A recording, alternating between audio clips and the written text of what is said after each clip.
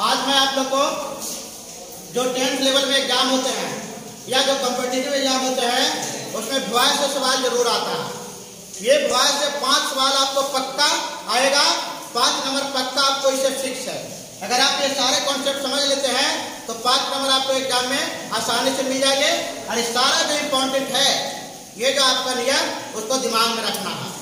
आप सभी का ये हम कहना चाहते हैं कि आप लोग पढ़ाई लिखाई अच्छा से कीजिए और कोई भी पढ़ाई के साथ आप जो है कोताही या फिर पढ़ाई के साथ जो है कोई भी किसी को धोखा देने का काम नहीं कीजिए। इसलिए 2 पंक्तियां आपको हम सुना रहे हैं। यूं अंगुलियां ना सब पर उठाया करो, यूं अंगुलियां ना सब पर उठाया करो, फालतू लोगों से ना बतियाया करो। यूं अंगुलियां ना सब पर उठाया करो, फालतू लोगों से ना बतियाया करो। पानी की तरह पैसा क्यों बर्बाद करते हो, पानी की तरह पैसा क्यों बर्बाद करते हो, थोड़ा पैसा भी कमा के बताया करो। इस तरह से आप सभी अच्छे से पढ़िएगा। अब देखिए आपका पहला रूल जो कह रहा, इसमें मॉडल वर्ब कह रहा। तो मॉडल वर्ब का मतलब है कि जो वर्ब में कैन, कुड, मे, माइट और इसके बाद शुड, कुडर और टू, ये सारे जो वर्ड है मॉडल वर्ब कहलाते हैं। तो ये मॉडल वर्ब जो है ये संख्या 24 है। यहाँ मेन मॉडल वर्ब हमने लिख दिया है। तो अगर पैसिव वॉइस मॉडल वर्ब को बनाना हो तो आप क्या कीजिएगा, पहले ये सेंटेंस में देखिएगा कि ये चीज प्रयोग है कि नहीं। जब ये सारा वर्ब प्रयोग है तो इसमें हम देखेंगे। आप देखिए तो मॉडल वर्ब को पैसिव बनाने के लिए पहले ऑब्जेक्ट, इसके बाद मॉडल वर्ब लिखना है, बी यूज करना है, वर्ब का तीसरा रूप यूज करना है, बाय और सब्जेक्ट। सब्जेक्ट जो है तो वो ऑब्जेक्टिव केस में लिखेंगे, जैसे आई का मी, यू का यू, बी का, ये ध्यान देना है। ये पिछला वीडियो में सब बताया गया है। आप देखिए मान लेकर आपका एग्जाम्पल यहाँ से है, you can speak Hindi language. ये हमारा कैन है, मॉडल वर्ब है, यानी ये जो हमारा पैसिव वॉइस बनेगा ये मॉडल वर्ब पर डिपेंडेंट है।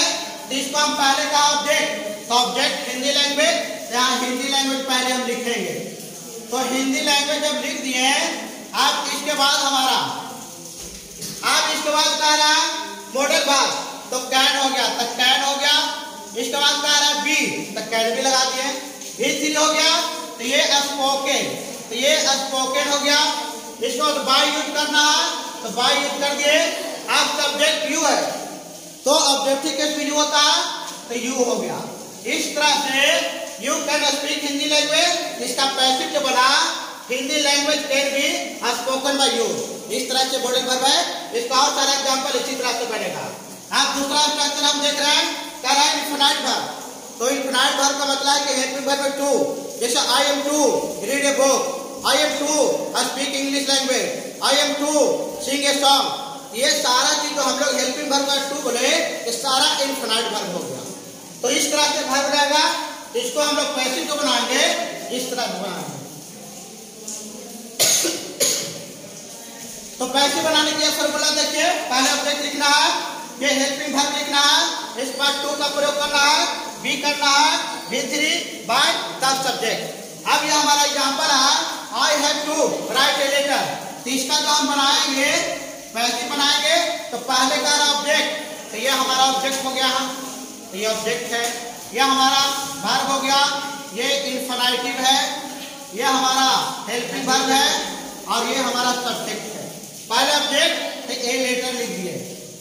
अब इसके बाद हमारा जो कह रहा कि आप हेल्पिंग वर्ब तो लिखिए, तो हेल्पिंग वर्ब हमारा यहाँ हैव है, लेकिन ए लेटर है, ये थर्ड पर्सन सिंगुलर नंबर है, तो इसके साथ हैज लगेगा। ये इसके अनुसार वर्ब होगा, इसलिए हम लोग यहाँ हैज प्रयोग किए। हैज हो गया, टू हो गया। इसके बाद बी अपना मन से, तो बी अपना मन से ऐड किए। अब इसके बाद हम लोग V3 का आ रहा, तो वर्ब का तीसरा रूप जो हमारा है ये देखेंगे तो यहाँ रिटर्न होगा, वर्ब का तीसरा रूप, तो ये रिटर्न हो गया। इसके बाद क्या रहा बाय, तो बाय प्रयोग कर दिए। सब्जेक्ट हमारा आई है, तो ऑब्जेक्टिव को मी होता है, तो यहाँ मी लिखाएगा। तो इस तरह से I have to write a letter, इसका पैसिव हुआ, ये लेटर है टू बी रिटन बाय मी।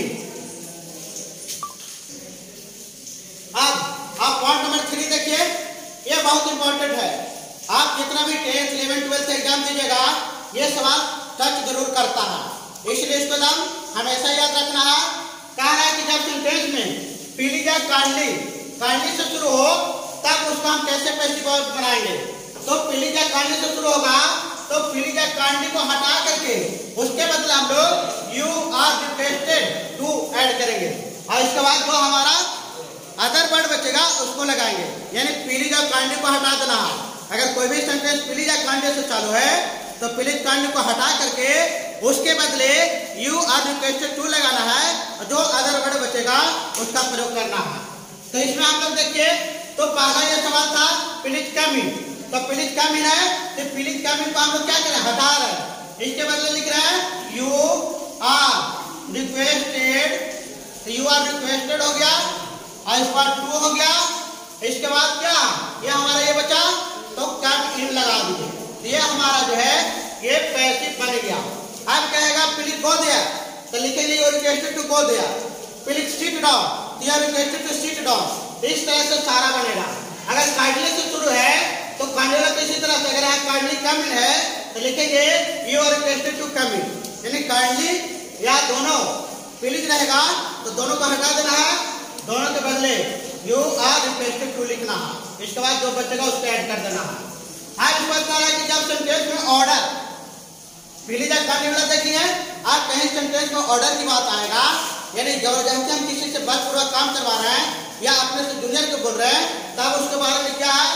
तो जब ऑर्डर का बात रहेगा तो ऑर्डर के लिए हम लोग यू आर ऑर्डर टू, वही सेंटेंस में ऑर्डर का बात रहेगा तो उसके लिए यू आर ऑर्डर टू लगाएंगे और इसके बाद हमारा जो है जो वर्ड बचेगा उसको लगा देंगे।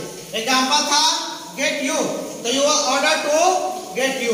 आप दूसरा का मालिक का एग्जाम्पल रहेगा कैच द थीफ, तो कैच द थीफ रहेगा तो इसको हम लोग क्या करेंगे, इसका बनाएंगे you are order to catch the thief, यानी कोई भी कैच द थीफ कह रहा यानी चोर को पकड़ना है तो कोई आदमी ऑर्डर कर रहा, ये ऑर्डर से संबंधित हो गया।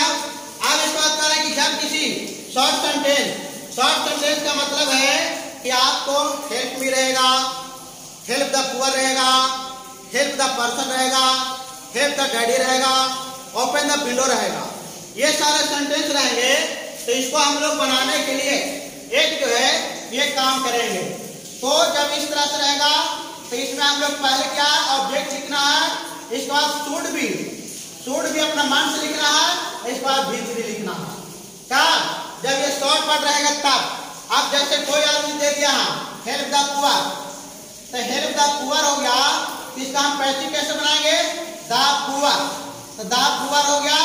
इसके बाद शुड भी, तो शुड भी अपना मान से लिख दिए और इसके बाद हेल्प है इसका भी कर देंगे, तो ये हमारा जो सेंटेंस है पैसिव बन गया।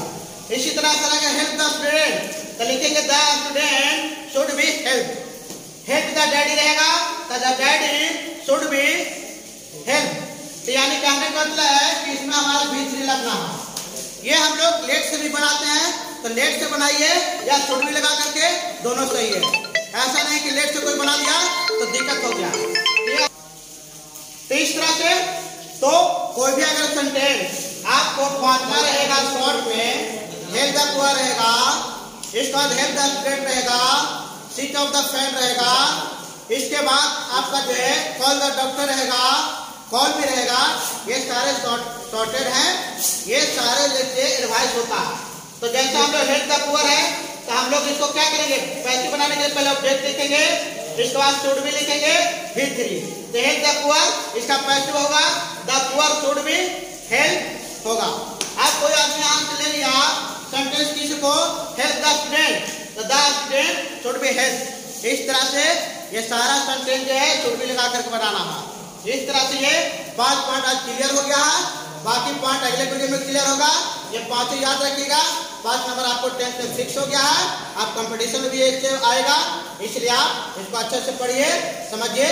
अगर कोई इसमें दिक्कत है या समझ में नहीं आया तो आप हमारे कमेंट बॉक्स में आप लिखिए, उसको हम समझाने का प्रयास करेंगे, सोल्यूशन देने का प्रयास करेंगे।